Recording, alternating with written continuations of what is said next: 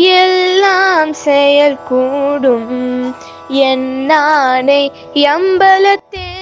25ஆம் தேதி தைப்பூசம். 27ஆம் தேதி வள்ளல் பெருமானார் திருக்காப்பிட்டு கொண்ட அறை திறக்கப்படும். தைப்பூச திருநாளில் சோதி தரிசனம் பார்ப்பதால் என்ன பலன் ஏற்பட்டுவிடும்? நீங்கள் கோவில்களுக்கு சென்று செய்யக்கூடிய பலன்களை விட பல கோடி மடங்கு பலன்களை தரக்கூடியது இந்த தைப்பூச தரிசனம். சோதி தரிசனம் செய்யும் போது வலது கண்ணிற்கு நேர் மேலே வலப்புறத்தில் கிழக்கே சூரியனும், நெற்றி பொட்டுக்கு நேரே பார்த்தீங்கன்னா இந்த 7 திரை விளக்கிய அருட்சோதியும், இடது கண்ணுக்கு நேர் மேலே பார்த்தீங்கன்னா நிலவு ஆகிய இந்த 3மே நேர்கோட்டில் வரக்கூடிய அந்த நாள் தத்துவ நாளைத்தான் வள்ளல் பெருமானார் தேர்ந்தெடுத்து தைப்பூச தரிசன நாளாக வைத்திருக்கிறார். அந்த நெருப்பு ஒளிதான் சேயோன் என்று பெயர். அந்த ஆறுமுக கடவுள் என்று சொல்லக்கூடியதும் அந்த சேயோன் தான். அந்த சேயோன் என்றால் சிவந்தவன் என்ற பொருள், சிவந்த என்றால் சிவந்த நெருப்பு என்று பொருள். நம்முடைய பாவ பதிவுகள் என்கிற கரும பதிவுகள் எல்லாம் கொஞ்சம் கொஞ்சமாக வீரியம் இழக்கத் தொடங்கும். டிஎன்டிவி தமிழ் ஊடகம், தனித்துவமான தமிழ் ஊடகம். உலகெங்கிலும் வாழும் இயற்கையுண்மை ஊடகம் பார்வையாளர்களுக்கும் டிஎன்டிவி தமிழ் ஊடகம் பார்வையாளர்களுக்கும் அன்பு வணக்கம். வருகிற 25ஆம் தேதி, அதாவது ஜனவரி மாதம் 25ஆம் தேதி 2024ஆம் ஆண்டு அன்று தைப்பூச நாள் வடலூரில் மிகச்சிறப்பாக கொண்டாடப்பட இருக்கிறது. அன்று தைப்பூச நாள், அதாவது தை மாதத்தில் வரக்கூடிய பூச நட்சத்திர பூச விண்மீன் நாள். அது முதல் நாள் 24ஆம் தேதி கொடியேற்றத்துடன் இத்தகைய திருவிழா, ஒரு மாபெரும் ஜோதி தரிசன பெருவிழா தொடங்குகிறது. 24ஆம் தேதி கொடியேற்றம், அதற்கு பிறகு 25ஆம் தேதி தைப்பூசம். அன்று காலை முதல் இரவு வரை சோதி தரிசனம் காண்பிக்கப்படும் வடலூர் சத்தியஞான சபையில். அதன் பிறகு 27ஆம் தேதி வள்ளல் பெருமானார் திருக்காப்பிட்டு கொண்ட அறை திறக்கப்படும். ஆண்டுக்கு ஒரு முறை மட்டுமே தைப்பூசத்தன்று 3வது நாள் இந்த அறை திறக்கப்பட்டு பொதுமக்களுடைய பார்வைக்கு காண்பிக்கப்படுவது வழக்கமாக இருக்கிறது. இத்தகைய ஒரு அரிய தருணம் வரக்கூடிய 25ஆம் தேதி வருகிறது. தைப்பூச திருநாளில் சோதி தரிசனம் பார்ப்பதால் என்ன பலன் ஏற்பட்டுவிடும் என்கிற கேள்வி பொதுவாக மக்களுக்கு இருக்கும். நீங்கள் கோவில்களுக்கு சென்று செய்யக்கூடிய பலன்களை விட பல கோடி மடங்கு பலன்களை தரக்கூடியது இந்த தைப்பூச தரிசனம். அதே போல நீங்கள் பணம் செலவு செய்து வேள்விகளும் யாகங்களும் ஓமங்களும் யோகங்களும்லாம் சொல்கிறீங்கல்ல, இதெல்லாம் செய்வதை விட பல கோடி மடங்கு உடனடியாக நேரடியாக பலன்களை கொடுக்கக்கூடியது தான் தைப்பூச நாள் தரிசனமும் தைப்பூச சோதி தரிசனமும். அதே போல வள்ளல் பெருமானாருடைய சித்தி வளாகத்தில் கால் வைத்து வழிபடுவதும். இதைவிட மிக உயர்ந்த உடனடியாக பலன்களை கொடுக்கக்கூடிய வேறு இடங்களை எமது அனுபவத்தில் அடியேன் பார்த்தது இல்லை. அப்படிப்பட்ட ஒரு மாபெரும் இடமாக அது இருக்கிறது. இது என்ன காரணம்னா, வள்ளல் பெருமானாரே சொல்கிறாங்க, அந்த பல இடங்களில் சொல்கிறாங்க, இது அவ்வளவு பலன் கொடுக்கக்கூடிய ஒரு இடம் அப்படின்றாங்க. இது வள்ளல் பெருமானாருடைய அவருடைய இடம் அல்ல. இதை முதல்ல நம்ம மனதில் வைத்து கொள்ள வேண்டும். இது அருட்பெருஞ்சோதி ஆண்டவருடைய இடம். சத்தியஞான சபையை அருட்பெருஞ்சோதி ஆண்டவருக்காகத்தான் வள்ளல் பெருமானார் அமைக்கிறார். அதுவும் அருட்பெருஞ்சோதி ஆண்டவருடைய கட்டளையின் அடிப்படையிலே அமைக்கிறாங்க.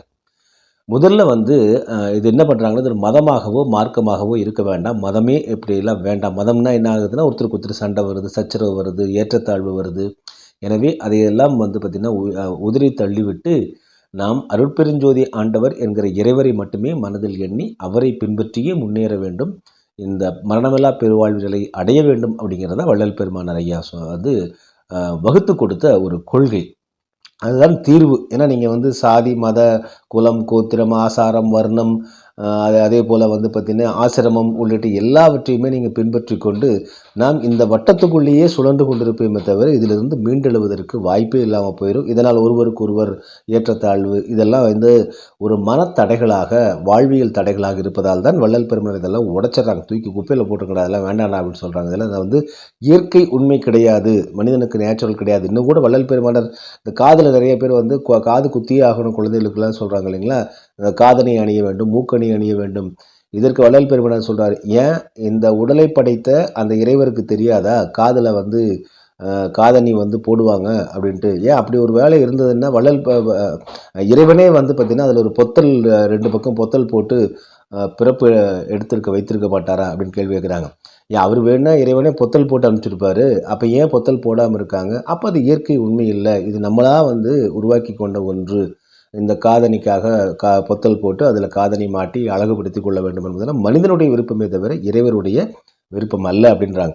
இப்படி அடிப்படையில் இயற்கை உண்மையை பார்க்கின்ற வள்ளல் பெருமானார் இந்த சாதி, சமய, குலம், கோத்திரம், வர்ணாசிரமம், எல்லா ஆசிரமங்களுமே நீங்கள் பார்த்தீங்கன்னா அது மனத்தடையாக இருக்கிறது, இறைவரை உணர்வதற்கான தடைக்கற்களாக இருக்கின்றன அப்படின்னு அதைத்தான் சுக்குநூறாக உடைக்கிறாங்க. உடைச்சிட்டு தான் அதெல்லாம் குப்பைகள் சொல்லிட்டு, நான் இவற்றையெல்லாம் இழந்ததினால்தான் இந்த பெரிய லாபமான மரணவிலா பெருவாழ்வு எனும் நிலையை அடைந்தேன், நீங்களும் இதை அடையலாம், எனவே இதையெல்லாம் நீங்கள் உடைச்சிடுங்க, அகற்றி விடுங்க அப்படின்னு தான் சொல்கிறாங்க. இப்படிப்பட்ட நிலையில் இந்த சோதி தரிசனம் பார்ப்பதால் நான் சொன்னேன், இவ்வளவு பலன்கள், கோடி பலன்கள் கிடைக்குதுன்னு சொன்னீங்களே, எப்படி கிடைக்குது அப்படிங்கிற கேள்வியை நீங்கள் கேட்கலாம். அதற்கான விளக்கத்தை தான் இந்த காணொலியில் நம்ம பார்க்க போகிறோம். டிஎன்டிவி தமிழ் ஊடகம், தனித்துவமான தமிழ் ஊடகம்.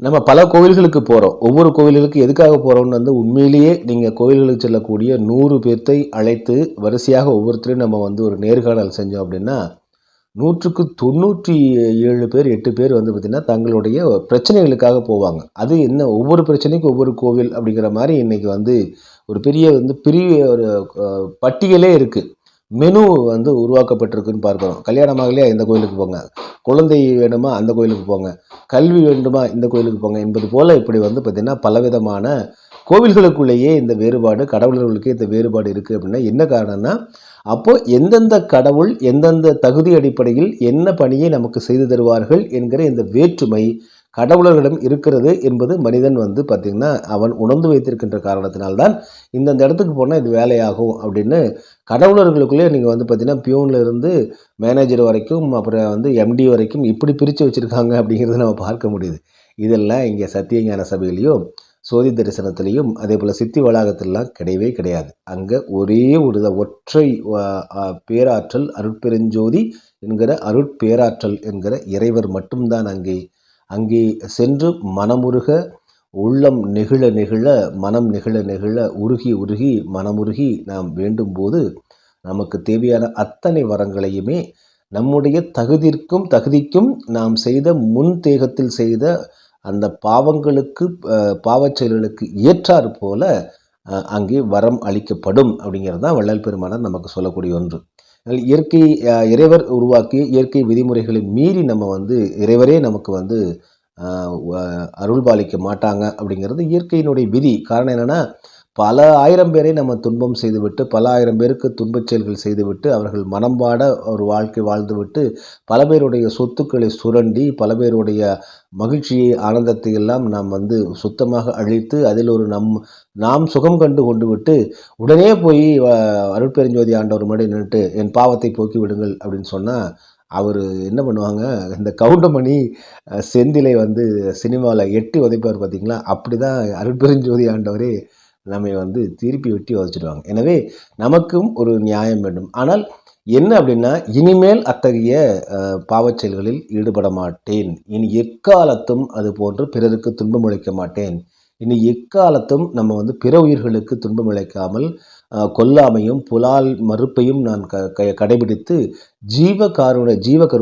ஜீவகாருண்யம் அப்படின்னு வள்ளல் பெருமானை சொல்லக்கூடிய இந்த உயிர்கருணையை, ஆன்மநேய ஒருமைப்பாட்டை நான் கடைபிடிப்பேன், உறுதியாக கடைபிடிப்பேன் என்கிற இந்த மன உறுதியும் அதிலிருந்து விலகாது இருக்கக்கூடிய செயல் உறுதியும் இருக்குமேயானால் அப்பொழுது நாம் பெருமானாரிடம், அருட்பெருஞ்சோதி ஆண்டவரிடம் முழுமையாக சரணாகதி அடைந்து, இனிமேல் இந்த பிறவியே எனக்கு வேண்டாம், இதில் இன்ப துன்பங்கள் இருக்கக்கூடிய பிறவியே வேண்டாம், என்னை இதிலிருந்து மீட்டு எடுத்து என்னை காத்தருள் புரியுங்கள் என்று வேண்டினால் நம்முடைய அந்த துன்பங்களுக்கான பலிகளை ஓரளவுக்கு குறைத்து அதை தாங்கும் ஆற்றலை கொடுத்து அதிலிருந்து கடந்து வெளியே இந்த பிறவி கடலிலிருந்து நீந்தி வெளியே வர அருட்பெருஞ்சோதி ஆண்டவர் உதவுவார்.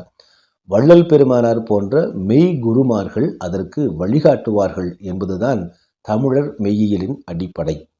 இத்தகைய நிலையில் நாம் எந்த கோவிலுக்கு சென்றாலும் முதலில் இந்த உறுதிப்பாடு வேண்டும். நாம் அடுத்த வாரம் செய்ய போகிற பாவத்துக்கு இன்றைக்கே போயிட்டு கோயிலில் போய் பர்மிஷன் வாங்க போகிறேன், நான் செய்ய போகிற பாவச் செயலுக்கு நீ பார்த்து கவனிப்பா அப்படின்லாம் நீ போய் கடவுளிடம் வேண்டினால் அது வேலைக்காகாது. மாறாக அதனால் ஏற்படக்கூடிய பின் விளைவுகளும் வலிகளும் பல 100 மடங்கு பல 1000 மடங்கு அதிகமாகவே இருக்கும் என்பது நடைமுறை. இன்றைக்கி நீங்கள் வந்து பார்த்திங்கன்னா எத்தனையோ பேர் வெளியில் அரசியல்வாதிகளே நம்ம எடுத்துக்கோமே, அவ்வளோ நாடகம் ஆடுறாங்க. கோவிலுக்கு போகிறேன், வழிபாடு பண்ணுறேன், அன்னதானம் போடுறேன், அதை பண்ணுறேன், இதை பண்ணுறேன்னு எல்லா ட்ராமாவும் பண்ணுறாங்க. ஆனால் கடைசியில் வந்து பார்த்திங்கன்னா அவர்களும் இறுதியில் போய் அவர்கள் செய்த ஊழலுக்கு, அவர்கள் செய்த சுரண்டலுக்கு சிறை தண்டனை அனுபவிக்கிறாங்க. அதன் பிறகு வந்து பார்த்திங்கன்னா அவர்கள் இழப்பு ஏற்படுகிறது. கண்முன்னே நம்ம வந்து பார்த்திங்கன்னா அவர்களெல்லாம் மரணித்து போவதை, செத்து போவதை நம்ம பார்க்குறோம். எனவே இத்தகைய நிரந்தரமற்ற ஒரு மிகப்பெரிய ஆணவத்திற்கும் அகங்காரத்திற்கும் இதையெல்லாம் அகற்றினால்தான் நீங்கள் வந்து பார்த்தீங்க அப்படின்னா நாம் அருட்பெருஞ்சோதி ஆண்டவருடைய கருணை கிடைக்கும். இதைத்தான் வள்ளல் பெருமான் என்ன சொல்கிறாங்க, 4 விதமான ஒழுக்கங்களாக மனிதர்களுக்கு முதல்ல சொல்கிறாங்க. நீ இப்படி உறுதி எடுத்துட்டியா, உனக்கு இனிமேல் இந்த துன்பமே வேண்டாம்ப்பா, ஐயோ இந்த துன்பமெல்லாம் வேண்டாம், பார்த்தா ஒரு இன்பமாக இருக்குது, கொஞ்ச நேரத்தில் மறுபடியும் துன்பம் வந்துடுது, ஒரு கொஞ்சம் சிரிக்கிறோம், மீதி நேரம்லாம் அழுகிறோம், கொஞ்சம் வந்து மகிழ்ச்சியாக இருக்கிற மீதி நேரமெல்லாம் கவலையில் வந்து செத்து செத்து சின்னாபின்னமாகிறோம். இத்தகைய ஒரு வாழ்க்கை நமக்கு வேண்டுமா என்கிற விரக்தி வந்துடுச்சு அப்படின்னா உடனே நாம் செய்ய வேண்டியது, இனிமேல் நான் எந்த காலத்திலும் நாம் யாருக்கும் துன்பம் இழைக்க மாட்டோம், எந்த உயிருக்கும் துன்பம் இழைக்க மாட்டோம், ஜீவகருணை என்கிற உயிர்கருணையை கடைபிடித்து மரணமில்லா பெருவாழ்வு நிலையை நோக்கி செல்ல எல்லாம் வல்ல மெய்குருவான வள்ளல் பெருமானாரும் அருட்பெருஞ்சோதி ஆண்டவராகிய இறைவரும் நமக்கு வந்து கருணை புரிய வேண்டும் என்கிற அந்த ஒரு உள கட்டுப்பாடும் உள உறுதியும் வந்துவிட்டால் அதன் பிறகு நாம் செய்ய வேண்டியது 4 விதமான ஒழுக்கங்கள் அப்படின்னு வள்ளல் பெருமானார் வழிகாட்டுறாங்க. முதல் ஒழுக்கம் இந்திரிய ஒழுக்கம், அடுத்த ஒழுக்கம் வந்து பார்த்திங்கன்னா கரண ஒழுக்கம், அதன் பிறகு ஜீவ ஒழுக்கம், அதற்கு அடுத்தது வந்து பார்த்திங்கன்னா ஆன்ம ஒழுக்கம் அப்படின்னு 4 வகையாக இந்த ஒழுக்கங்களை டிசிப்ளின்ஸ் என்ற ஆங்கிலத்தில் சொல்லுவாங்க. இந்த ஒழுக்க விதிகளை வந்து மனிதன் கடைபிடிக்க வேண்டும் அப்படின்னு சொல்கிறாங்க. இதில் இந்திரிய ஒழுக்கம் அப்படின்னா உடல் ரீதியான ஒழுக்கம். இந்திரியம் அப்படின்னா கண், காது, மூக்கு, செவி அப்படின்னு பார்க்குறதுல உடல் ரீதியாக நாம் வந்து ஒழுங்காக இருப்பது, அதாவது வந்து இந்த உயிர் சக்தியை வீணாக செலவு செய்யாமல் இருப்பது, பிற உயிர்களுக்கு துன்பம் இழைக்காமல் இருப்பது, பிற உயிர்களை கொன்று அதை வந்து உணவாக உண்ணாமல் இருப்பது, இப்படி பிற பிற பிற உயிரினங்களை செய்வதற்கு பெயரும் கொலை தான். நம்ம கொலை அப்படின்னாலே மனிதன் கொல்வதற்கு பேர் தான் கொலைன்னு மைண்ட் செட்டில் வந்து மனிதனுக்கு வந்து ஒரு மூடத்தனமாக முட்டாள்தனமாக பதிந்து வைத்திருக்கிறோம். நாம் ஒரு உணவுக்கு ஒரு பறவையை கொன்றாலும் கூட அது கொலைதான். நாம் உணவுக்கு ஒரு மீனை கொன்றாலும் அது கொலைதான். நாம் உணவுக்கு ஒரு ஆடு அல்லது மாடை கொன்றாலும் அதற்கு பெயர் கொலைதான். அதனால தான் வள்ளல் பெருமானார் கொலை புலால் தவிர்த்தவர்கள் உள்ளே வரவும்னே சத்தியஞான சபையில் எழுதி போட்டிருப்பாங்க. தர்மசாலையில் உணவு உண்கிறவர்களுக்கு அந்த வள்ளல் பெருமானார் அந்த கட்டுப்பாடை விதிக்கல. யார் வேண்டுமானாலும் நீங்கள் வந்து சாதி, மத, குலம், கோச்சாரம், ஆசிரமம் எந்த வேறுபாடுமே இல்லாமல் அனைவரும் அங்கே சென்று தர்மசாலையில் உணவு உண்ணலாம். அதே போல் அவர்கள் அனைவருமே இங்கே வந்து ஞான சபைக்கு வரலாம். ஆனால் ஒரே ஒரு கட்டுப்பாடு, ஞான சபைக்கு உள்ளே கால் வைக்கும்போது அவர்கள் புலால் மறுத்தவர்களாக, கொலை தவிர்த்தவர்களாக இருத்தல் வேண்டும். நான் இனிமேல் எந்த காரணத்தை கொண்டும் நான் உயிர்களை வந்து கொன்று அதை உண்ண மாட்டேன். கொலை மற்றும் புலால் ஆகியவற்றை நான் வந்து முழுவதுமாக நான் தவிர்க்கிறேன் என்கிற ஒரு உளப்பாட்டோடு கட்டுப்பாடோடு உள்ளவர்கள் மட்டும் உள்ளே வரலாம் என்கிற கட்டுப்பாட்டை வச்சுருக்காங்க. இதில் சாதி மதமெல்லாம் கிடையாது. ஒரே கண்டிஷன், நீ வந்து புலால் மறுத்தல்னால் கொலை செய்யக்கூடாது, உயிரினங்களை கொன்று நீ உண்ணவனாக இருக்கக்கூடாது, அல்லது வேறு யாராவது கொன்று கொடுத்து சமைச்சு கொடுத்து உண்ணவனாகவும் இருக்கக்கூடாது. மொத்தத்தில் இந்த கொலை புலால் தவிர்த்தல் என்கிற 2 சொற்களையே எல்லாத்தையுமே அடைக்கிறார் வள்ளல் பெருமானார். இது ஒரு தனி காணொலியை நம்ம இதை பற்றி நம்ம பார்ப்போம். நம்ம இப்போது இந்த தைப்பூசத்துக்கு வருவோம். ஸோ இப்படிப்பட்ட நிலையில் தான் வள்ளல் பெருமானார் இப்படி ஒரு கட்டுப்பாட்டை விதித்து இந்த 4 விதமான ஒழுக்கங்களை நமக்கு பின்பற்ற சொல்கிறாங்க. முதல்ல வந்து பார்த்திங்க அப்படின்னா இந்திரிய ஒழுக்கம் என்கிற உடல் ரீதியான ஒழுங்குமுறை. அதன் பிறகு வந்து கரண ஒழுக்கம். இந்த கரண ஒழுக்கம் அப்படின்னு வந்து பார்த்திங்கன்னா மன ரீதியான, அதாவது எண்ணங்களாலும் பேச்சாலும் நம்முடைய செயல்களாலும் அப்படின்னு சொல்லக்கூடிய மனம் சார்ந்த, பொதுவாக கரணம் அப்படின்னா அந்த கரணம் அப்படின்னு சொல்லுவாங்க. சித்தம், புத்தி, மனம், அகங்காரம் என்று சொல்லக்கூடிய இதைத்தான் கரணம் அப்படின்ட்டு சொல்வது வழக்கம். ஸோ இந்த கரணம் இந்த ரீதியாகவும் நம்ம வந்து பார்த்திங்கன்னா ஒழுக்கமாக இருக்க வேண்டும். பிற உயிருக்கு துன்பம் இழைக்காமல், பிறருக்கு வந்து துன்பம் இழைக்காமல் இருக்க வேண்டும் என்பதைத்தான் கரண ஒழுக்கமாக வள்ளல் பெருமானார் சொல்கிறாங்க. அதற்கு அடுத்தது வந்து பார்த்திங்கன்னா ஜீவ ஒழுக்கம் அப்படின்றாங்க. இது உயிர் ஒழுக்கம் அப்படின்னு. இந்த உயிர் ஒழுக்கத்திலே நீங்கள் வந்து பார்த்திங்கன்னா உயிர்களுக்கு துன்பம் இழைக்காதது, இந்த ஜீவ கருணை, உயிர்களின் மீது கருணை கொள்வது, அன்பு கொள்வது, நம்ம வெறுமனே வெறுப்போடு கொல்லாமல் விடுறதுலாம் இல்லை. உளப்பூர்வமாக எல்லா உயிர்களும் இருக்கக்கூடிய இந்த பேரண்டத்தில் இருக்கக்கூடிய எல்லா உயிரினங்களும் நம்முடைய உயிரினங்கள் போல, நம்முடைய ஆன்மா போல தான் அந்த ஆன்மாவும் என்கிற நம்முடைய உயிர் போல தான் அந்த உயிர் என்கிற அந்த எண்ணத்தோடு இந்த ஜீவ ஒழுக்கத்தை கடைபிடிக்க வேண்டும். அதற்கு பிறகு ஆன்ம ஒழுக்கம். இந்த ஆன்ம ஒழுக்கம் அப்படிங்கிறது ஆன்ம நேய ஒருமைப்பாடு என்று சொல்லக்கூடிய எல்லா உயிரினங்களுக்குள்ளும் உள்ளே இறைவர் இருக்கிறார். அது ஆன்மா வடிவில் இருக்கிறது. ஆன்மானா வேற ஒன்றுமே இல்லைங்க. வள்ளல் பெருமனார் அழகாக சொல்கிறாங்க, அணு, தட் இஸ் ஆங்கிலத்தில் ஆட்டம் அப்படின்னு சொல்கிறோம் இல்லைங்களா, இந்த அணுதான் ஆன்மா அப்படின்னு சொல்கிறாங்க. இந்த ஆன்ம ஒழுக்கத்தோடு அணுவினுடைய ஒழுக்கத்தோடு இருக்க வேண்டும். இவ்வாறு இந்த 4 விதமான ஒழுக்கங்களையும் பின்பற்றி ஜீவ கருணையோடு உயிர்கருணையோடு நாம் பிற உயிர்களுக்கு துன்பம் இழைக்காமல் இருந்தால் மரணமில்லா பெருவாழ்வு நிலையை அடைவதற்கான தகுதியை பெற்றவர்களாகிறோம். அப்பொழுது இந்த இறப்பினால் ஏற்படக்கூடிய இன்ப துன்பங்கள் இல்லை. கொஞ்ச நேரம் சிரிக்கிறது, வாழ்நாள் பூரா அழுகிறது அப்படிங்கிறதெல்லாம் கிடையாது. கொஞ்ச நேரம் மகிழ்ச்சியாக இருந்துட்டு காலம் பூரா கடன் கட்டிக்கிட்டு துன்பத்தில் அழிவது என்பது இல்லாமல் ஒரு பேலன்ஸ்டு மைண்டாக நமக்கு வரும். ஒரு சீர்தூக்கிய எண்ணமாக வரும். நாம் அதிகமான பேராசையும் படாமல் இயல்பாக நம் வாழ்வியல் தேவைகளுக்கான நம்முடைய உடல் தேவைகள், மகிழ்ச்சி என்பதுதான் தேவை. அந்த மகிழ்ச்சிக்கான தேவையை எப்பொழுதுமே நாம் நிரந்தரமாக வைத்திருக்க வேண்டும் என்கிற அந்த அடிப்படையில் தேவைகளை நிறைவேற்றிக் கொள்வதற்கான அனைத்து வழிமுறைகளும் கிடைக்கும். பேராசைக்கு ஆட்படாமல் நாம் வாழ முடியும். இவ்வாறு வாழ்ந்து படிப்படியாக நாம் இறைநிலையை நோக்கி செல்லக்கூடிய வழிமுறைகளைத்தான் வள்ளல் பெருமானார் இந்த 4 விதமான ஒழுக்கங்களாக சொல்கிறாங்க. இதை ஒரு கட்டணமாக, ஒரு அமைப்பாக, ஒரு தத்துவமாக, தத்துவ குறியீடாக அமைத்து வைத்திருப்பது தான் சத்திய ஞான சபை. முதல்ல பார்த்திங்கன்னா சத்திய தர்மசாலையை வள்ளல் பெருமானார் உருவாக்குறாங்க. இந்த சத்திய தர்மசாலையில் ஏற்கனவே நான் குறிப்பிட்டது போல் உணவு கொடுத்தல். இப்போ பார்த்திங்கன்னா 3 வேளையுமே அங்கே உணவு கொடுக்கப்பட்டு வருது. ஆயிரக்கணக்கானவர் பார்த்திங்கன்னா அன்றாடம் ஆதரவற்றவர்களிருந்து, ஏழை எளிய மனிதர்களிருந்து, நடுத்தர மனிதர்கள், அதே போல் உயர்ந்த வருவாய் கொண்ட மனிதர்கள் கூட அங்கே உணவு உண்பதை நாம் பார்க்க முடிகிறது. அனைவருமே ஒரே இடத்தில் அமர்ந்து தான் உண்ண வேண்டும். இதில் ஏற்றத்தாழ்வெல்லாம் கிடையாது என்பது அங்கே கடைபிடிக்கப்படுகிறது. வள்ளல் பெருமானார் கிட்டத்தட்ட 150 ஆண்டுகளுக்கு முன்னதாக அந்த பற்ற வைத்த அந்த நெருப்பு, அந்த அடுப்பு அணையாமல் தொடர்ந்து பார்த்திங்கன்னா அதில் உணவு சமைக்கப்பட்டு கொண்டே இருந்து மக்களுக்கு வழங்கப்பட்டு கொண்டே இருக்கிறது. 150 ஆண்டுகளில் எத்தனை கோடி உயிரினங்கள் அங்கே பசியாறி இருக்கும் என்று கணக்கே கிடையாது. அதை பார்த்திங்கன்னா இதற்கு தர்மசாலையை உருவாக்குறாங்க. அதன் பிறகு சத்திய ஞான சபையை உருவாக்குறாங்க. சத்திய ஞான சபை அப்படிங்கிறது பார்த்திங்க அப்படின்னா தெற்கு நோக்கி அமைக்கிறாங்க. அது ஒரு மனித தலை வடிவில் அதை சத்திய ஞான சபை வள்ளல் பெருமானார் அமைக்கிறாங்க. அதனுடைய நேர் பார்த்திங்கன்னா இந்த நெற்றி போட்டினுடைய நேராக உள்ள பார்த்திங்கன்னா அங்கே சோதி தரிசனம் காண்பிப்பதற்காக வள்ளல் பெருமானை ஏற்பாடு செஞ்சுருக்காங்க. அங்கே ஒரு ஒளி விளக்கு இருக்கும். ஒளி விளக்குக்கு முன்னாடி ஒரு பெல்ஜியம் வரவழைக்கப்பட்ட ஒரு கண்ணாடி, மிகப்பெரிய கண்ணாடி ஒன்று வைக்கிறாங்க. அதில் 7 திரைகள் 7 விதமான வண்ணங்களில் திரைகள் மாட்டப்படுது. இது சத்தியஞான சபைக்குள்ளே இருக்கிற அமைப்பு.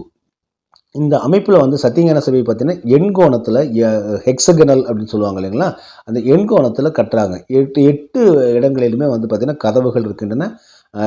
16 சாளரங்கள், சன்னல்கள் வைக்கப்பட்டிருக்கின்றன அப்படின்னு பார்க்குறோம். அப்போ 8 திசையிலிருந்தும் பார்க்கக்கூடிய அளவிற்கு இது வள்ளல் பெருமானார் அதை அருட்பெருஞ்சோதி ஆண்டவர் முழுமையாக அங்கே காட்சி தரக்கூடிய நாள் வரும். அதற்காக அதை திறந்த அந்த 8 விதமான வாசல்களையும் வைத்திருக்கிறேன் அப்படின்னு சொல்கிறாங்க வள்ளல் பெருமானார்.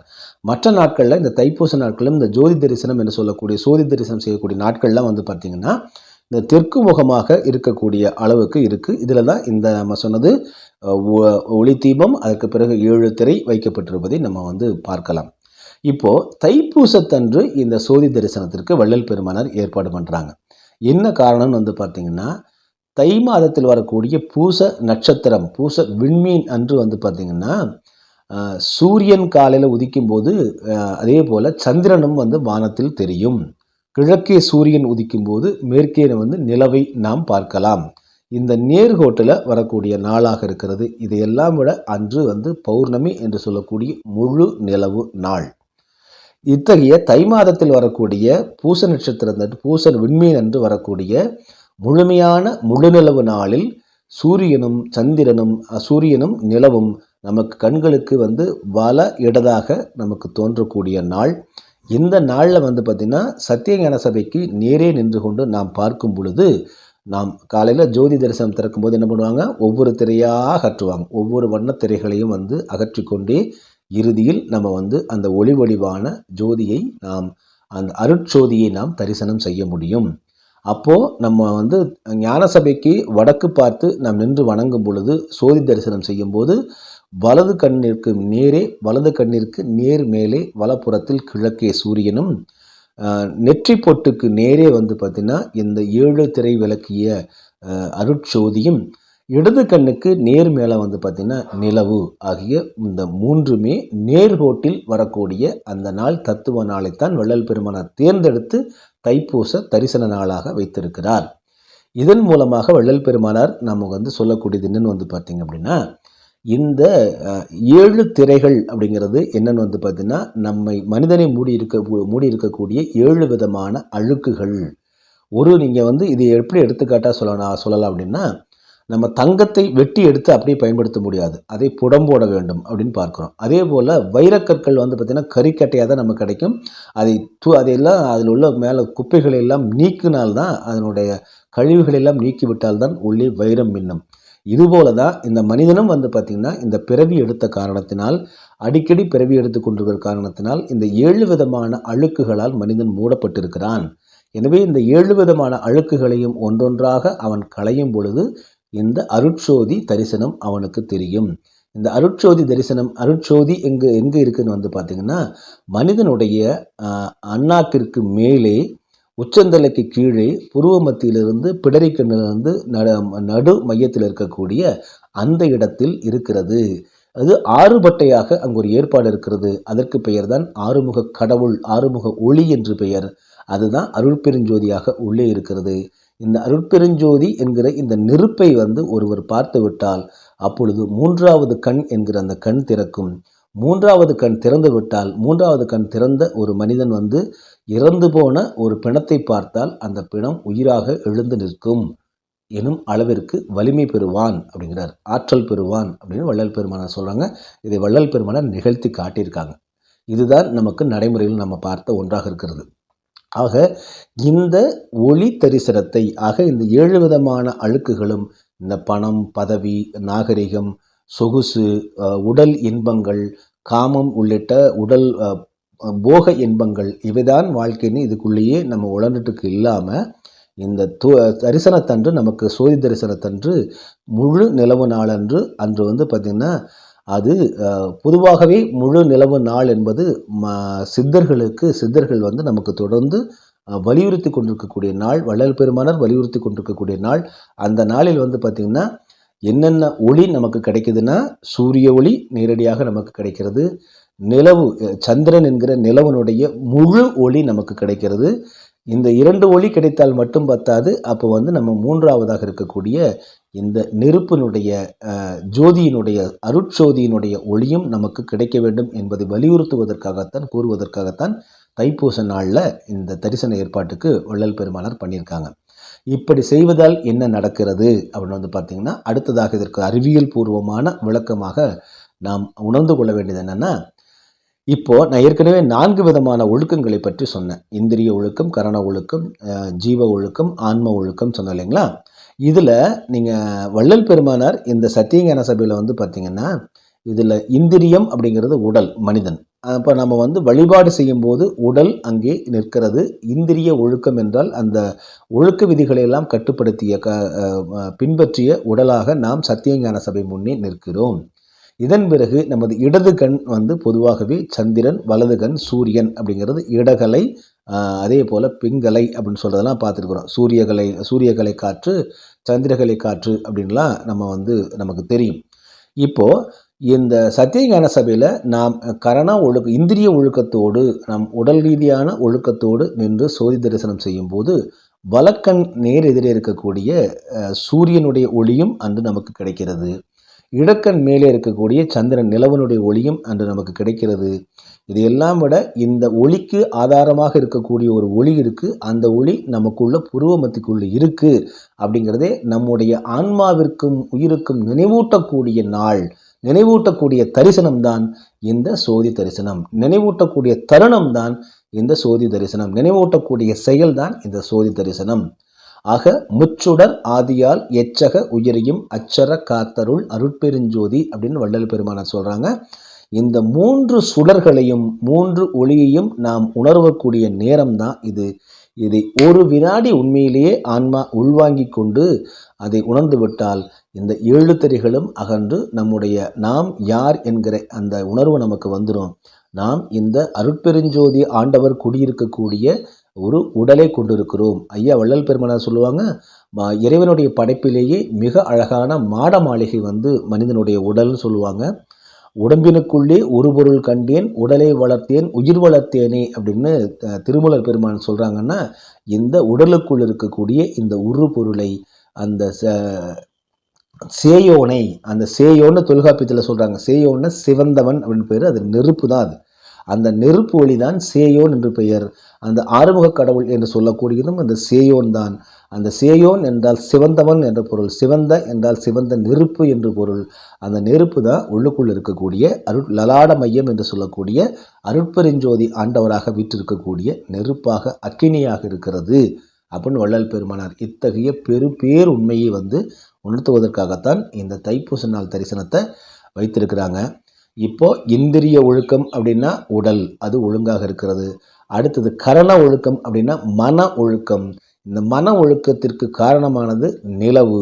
பொதுவாகவே நிலவு பார்த்திங்கன்னா மனமோடு தொடர்புடையது என்று இன்றைய சைக்கியாட்ரிஸ்டுகளும் ஒத்துக்கிறாங்க, இன்றைய அறிவியலாளர்களும் ஒத்துக்கொள்கிறார்கள். சந்திரனுக்கும் மனதிற்கும் மனிதனுடைய மனத்திற்கும் தொடர்பு இருக்கிறது என்று. இதெல்லாம் பல்லாயிரம் ஆண்டு காலமாக தமிழர் மெய்யியலில் சொல்லப்பட்டு வருது. இதை வள்ளல் பெருமானார் ஒரு டெமான்ஸ்ட்ரேட் பண்ணக்கூடிய ஒரு லெபார்டரியாகவே சத்தியஞான சபையை கட்டி வச்சுருக்காங்க. 150 ஆண்டுகளுக்கு முன்னாடின்னு பார்க்குறோம் நம்ம. அதற்கு பிறகுதான் இந்த சைக்கியாட்ரிஸ்ட் எல்லாம் பின்னாடி தான் அந்த கல்வியெல்லாம் வந்ததே அப்படின்னு பார்க்குறோம். ஆய்வுகள்லாம் பெரிய அளவில் இன்றும் நடந்து கொண்டிருக்கிறத பார்க்குறோம். இதெல்லாம் முன்னாடியே அவ்வளோ அழகாக உடைச்சி சொல்லிட்டாங்க. அப்போ சந்திரன் என்கிற நிலவு என்கிற மனம், இந்த இந்திரிய ஒழுக்கம், அதுக்கடுத்து மன ஒழுக்கத்திற்கு அடிப்படையாக இருக்கக்கூடிய நிலவை நாம் நிலவினுடைய ஒளியை பெற்று அந்த மன ஒழுக்கத்திற்காவது. அடுத்தது ஜீவ ஒழுக்கம் என்று சொல்லக்கூடிய உயிர். இந்த உயிருக்கு அடிப்படையானது சூரியன். எனவே அந்த சூரியனுடைய ஒளியும் நாம் பார்க்கிறோம். அப்போ இந்திரிய ஒழுக்கத்திற்கான உடல் ஒழுக்கத்தை பெற்று நாம் சத்தியஞான சபை முன்னாடி நிற்கிறோம். மன ஒழுக்கத்திற்கு நமக்கு வழங்கக்கூடிய நிலவினுடைய தரிசனமும் அன்று நமக்கு கிடைக்கிறது. உயிர் ஒழுக்கத்திற்கான உயிரினுடைய ஜீவனுடைய ஒளியாக, பேரொளியாக சூரியனுடைய ஆற்றலும் கிடைக்கிறது. இதையெல்லாம் தாண்டி பார்த்திங்கன்னா ஆன்ம ஒளியாக இருக்கக்கூடிய அந்த பெருநெருப்பு அருட்சோதி என்கிற அது புருவமத்தில் இருக்கக்கூடியதை நினைவூட்டக்கூடியதாக இந்த சத்தியஞான சபையினுடைய சோதி தரிசனம் விளக்கப்படுகிறது, விளங்குகிறது. அந்த சத்தியஞான சபையே மனித தலைதான். அந்த மனித தலையினுடைய நடு மையத்தில் இருக்கக்கூடிய அந்த இடத்தில் எப்படி அருட்பெருஞ்சோதி அது சோதி வடிவாக இறைவர் விளங்குகிறாரோ அதை விளக்கக்கூடியதான் சத்தியஞான சபையில் உள்ளே இருக்கக்கூடிய இந்த சோதி தரிசனம். ஆக இந்திரிய கரண ஜீவ ஆன்ம ஆகிய இந்த 4ம் ஒழுங்குபட்டு நின்று, இதில் மிக முக்கியமாக மனம், அதே போல உயிர், ஆன்மா ஆகிய 3ம் ஒன்றிணையக்கூடிய 3 சுடர்களும் நாம் நினைவில் நிறுத்தி ஒன்றிணையக்கூடிய இடமாக இருக்கிறது. முத்தி என்று அழைக்கக்கூடிய 3 தீயும் ஒரே நேரத்தில் நாம் உணரக்கூடிய இடம்தான், உணரக்கூடிய தருணம்தான் இந்த தைப்பூச ஜோதி தரிசனம். இவ்வாறு தொடர்ந்து நாம் அதை மாத பூசமாகட்டும் அல்லது தைப்பூசத்தன்றும் தொடர்ந்து பார்த்து வர வர வர வர நமக்கு அறிவுக்கண் திறக்கும். அறிவுக்கண் திறக்கும் போது நாம் ஜீவகருணையை நோக்கி செல்வோம். நம்முடைய பாவப்பதிவுகள் என்கிற கரும பதிவுகள் எல்லாம் கொஞ்சம் கொஞ்சமாக வீரியம் இழக்கத் தொடங்கும். புதிதாக நாம் ஏதும் பாவம் செய்யாமல் இருந்தால், புதிதாக நாம் பிறருக்கு துன்பம் இழைக்காமல் இருந்தால் விரைந்து மீண்டு வரலாம். விரைந்து மீண்டு ஜீவகருணையை கடைபிடித்தால் மரணமில்லா பெருவாழ்வு நிலையை அடையலாம். எனவேதான் நான் ஏற்கனவே கூறின, எந்த கோவில்களுக்கு நாம் சென்றாலும் அதில் விளக்கம் கொடுக்க யாரும் இல்லை. கோவில்களெல்லாம் ஆற்றல் வாய்ந்தவைதான், ஆனால் விளக்கம் கொடுப்பதாக இல்லை. மதங்கள் எல்லாம் நீங்கள் பார்த்தீங்கன்னா இந்த பிறவி கடலில் நீந்துவதற்காகத்தான் சொல்கின்றன, ஆனால் சொல்லிக் கொடுப்பார் யாரும் இல்லை. எனவேதான் வள்ளல் பெருமானார் இவற்றையெல்லாம் முதல்ல மறைச்சிட்டு போயிட்டாங்க அப்படின்னு சொல்கிறாரு. அதை வெளிப்படையாக வள்ளல் பெருமானார் இறைவருடைய கட்டளைப்படி கூறி வலியுறுத்தக்கூடிய வழிகாட்டக்கூடிய இடம்தான் சத்தியஞான சபை, உத்தரஞான சிதம்பரம், சித்திபுரம் என்கிற அதுவும் வள்ளல் பெருமானாருடன் இறைவர் கலந்த சித்தி மேட்டுக்குப்பம் சித்தி வளாகமும். தைப்பூசத்தன்று அதே போல் ஒவ்வொரு பூசத்தன்றும் அன்றாடமும் 24 மணி நேரமும் இந்த அருட்சோதி எண்ணத்தோடுவே இருக்கத்தான் வள்ளல் பெருமானார் நமக்கு ஒரு மகா மந்திரத்தையும் அருளியுள்ளார்கள். அது அருட்பெருஞ்சோதி அருட்பெருஞ்சோதி தனிப்பெருங்கருணை அருட்பெருஞ்சோதி. எப்பொழுதும் அந்த ஜோதி தரிசனத்தை பார்த்த பிறகு அந்த ஜோதியை எப்பொழுதும் நாம் நெற்றிக்குள் மனதில் நினைத்து கொண்டே அது நமக்குள் இருக்கக்கூடிய ஜோதிதான் என்பதை எண்ணிக்கொண்டே இந்த அருட்பெருஞ்சோதி மகா மந்திரத்தை கூறி வருவோமேயானால் நான் முன்னதே கூறியது போல இவர் எங்குமே கிடைக்காத பல கோடி பலன்கள் இங்கே உடனடியாக கிடைக்கும்.